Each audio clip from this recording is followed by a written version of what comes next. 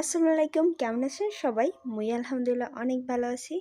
Video footage দেখে বুঝতে পারতেছেন যে এটা কিসের ভিডিও। রেডি হয়ে এখন যাইতেছি মুই এয়ারপোর্টে। কাঙ্ক্ষিত অপেক্ষার পরে ফাইনালি মোর টিকিট ভিসা আয়ে পড়ছে আর মুই যাইতেছি দুবাই। প্রথমবারের মতন বিমানে জার্নি। ভিতর একটু ভয় কাজ করতেছিল, পাশাপাশি অনেক খুশিও লাগতেছিল, কারণ অনেক দিন পরে প্রিয় মানুষটার সাথে দেখা। কতদিন পরে সামনাসামনি দেখা হইবে দুইজনার। যাই হোক, এখানে মোরা দুষ্টামি করতে করতে বাচ্চাদের সাথে আয়ে পড়ছি এয়ারপোর্ট। আর অনেক খুশি, অনেক অনেক বেশি খুশি আছিলাম। আসলে মোর কোনো কিছু ভালোভাবে হয় না, বিভিন্ন ঝামেলার কারণে যাওয়ার ডেটটা অনেক বেশি হয়ে গেছিলো। তারপরও সব কিছু ভালোভাবে হয়ে গেছে, এইটাই অনেক আল্লাহর কাছে শুক্রিয়া। চলে পড়লাম এয়ারপোর্টে।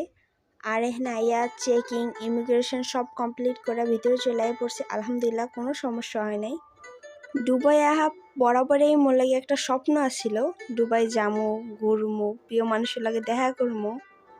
সময় একটু বেশি গেলেও যাইতে পারতেছি, এইরে অনেক কিছু। যাই হোক, মুই বিমানে উঠে গেছি আর বসেছিলাম, ফ্যামিলি সবার লাগে কথা বলছি। এরপর একটু টাইম পাস করার লেগে এখানে সব কিছু ফর্মালিটিগুলো দেখতেছিলাম, মেনু কার্ড দেখতেছিলাম। এর কিছুক্ষণের মধ্যেই আমার ফ্লাইটের সময় হয়ে গেছে। আর আল্লাহর অশেষ রহমতে সবার ভালোবাসায় আমি উড়তেছি আকাশে, ফ্লাই করতেছি।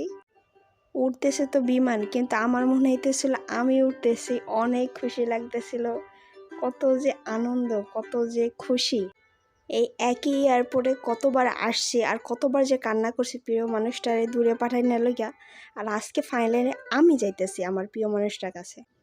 ছোটোবেলায় এমন নিচ থেকে প্লেন দেখলে অনেক খুশি হইতাম, তো ওই কথাটা একটু মনে পড়ে গেল।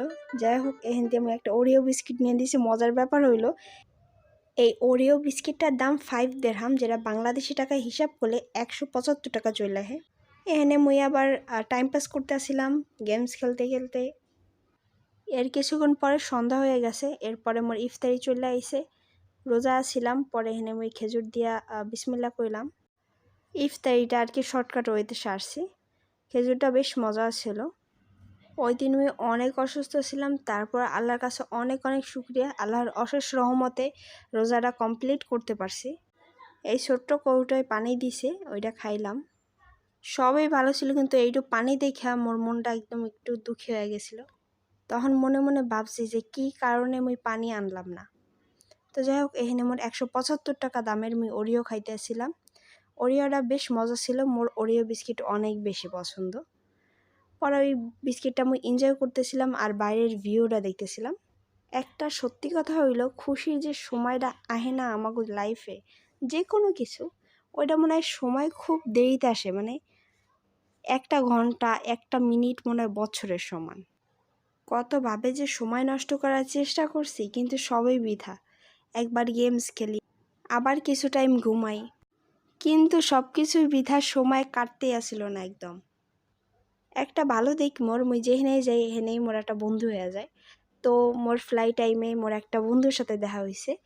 উনি আমার এই আপেলটা দিছে, ওই আপেলটা আমি খাইতেছিলাম।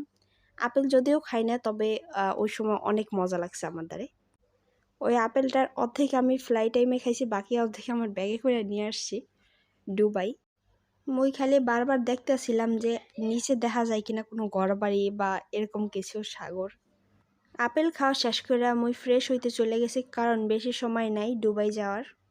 এখানে মুই আমাকে দেখাইতেছিলাম কিভাবে প্লেনের কল ছাড়তে হয়, ইন ডিটেল সব কিছু কীভাবে। এখানে এটা লড়াই না যাইতেছিল না, ওইটা আমি বুঝাইতেছিলাম, কারণ এগুলো আপনার লড়াইতে ছিলে বোকামি হইবে।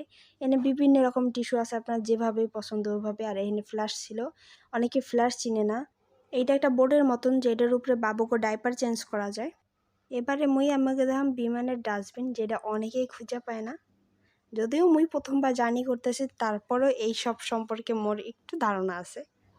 আসল কথা হলো, এইসব তথ্য মুই না দিলে দিবে কে ডাম্মেকে, বুঝেন নাই? আমি দেখলাম যে একজনের বিমানে ঢুকিয়া তারপর বাথরুম পুরো মাইখে ফেলাইছে, ফ্ল্যাশ ট্ল্যাশ কিচ্ছু জানে না কোথায় কি করতে হয়। যাই হোক, এইসব আর না কই, এখন মুই যাই জিয়া মোর ফ্রেশ হয়ে গেছে। এখন মুই এখানে থাকলে বিশাল একটা দুর্ঘটনা হইতে পারে, কারণ এখন আমাদের প্লেন নিচে নামবে।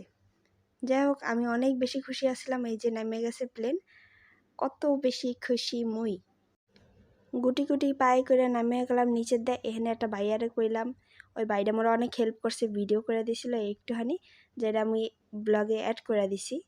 এনে আমি কিছু ছবিও তুলছিলাম। যাই হোক, এখন ওই যে বাসে উঠে যাবো, বেশিক্ষণ সময় নাই, কারণ মোর লেগে অন্তত পক্ষে বাসটারে খাড়া করে রাখবে না, তো এই কারণে ঝটপট চলে পড়লাম। এখন টাটা দিয়ে সবাইরে প্লেনগুলার আর কি। এখন আমি যাইতাছি এয়ারপোর্টের উদ্দেশ্যে। এয়ারপোর্টে ঢোকার সাথে সাথে ফ্রি ওয়াইফাই পেয়ে গেছি। আর এখানে ইন ডিটেলস অনেক কিছু কাজকর্ম যা আছে সব সাইরে নিলাম। পাসপোর্ট স্ক্যান করার শুরুতে ইমিগ্রেশন শেষ করে তাড়াতাড়ি গাড়ি বস্তা লইয়া যাইতে হইবে।